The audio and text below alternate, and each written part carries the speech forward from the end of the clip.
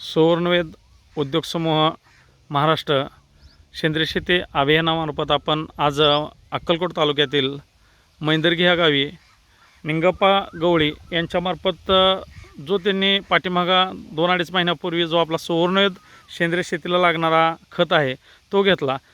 तर प्रत्यक्षात त्यांच्या तोंडूनच आपण जाणून घेतोय की त्यांना काय फरक वाटतोय. तर सर, आपलं नाव आणि सुवर्णवेद बायो वापरला तर त्याचा रिझल्ट काय वाटतं त्याची माहिती द्यावी.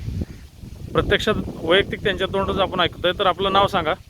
निंगप्पा शिवरुद्र गवळी, मैंदर, अक्कलकोट तालुका. ओके. तर तुम्ही आता बायो वापरला त्याबद्दल तुमचं मत काय आहे की तुम्हाला रिझल्ट कशा प्रकारे जाणवला. रिझल्ट आम्हाला तर चांगलं वाटलंय. रासायनिक खतपेक्षा खर्च कमी, पण ऊस फुटवा झालाय. आपलं शेत म्हणजे हलकी शेत आहे, का भारी नाही, पण पाण्याचं जरा पाणी जरा कमी पडलंय. आम्ही दवाखान्यामध्ये ॲडमिट झाल्यामुळं जरा मार बसलं ऊसाला. तरी आता परत सुधारलाय. 2 फवारणी झालाय.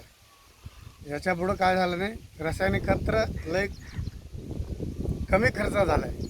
रासायनिक आम्ही ऊस लावलो, पण एवढा कमी खर्चात असं ऊस आलं नाही. आम्हाला खात्री पटलं. ओके. वैयक्तिक जे आज शेतकरी रासायनिकावर ज्यादा भर देतात त्यासाठी तुम्ही वैयक्तिक तुमचं मत काय सांगाल.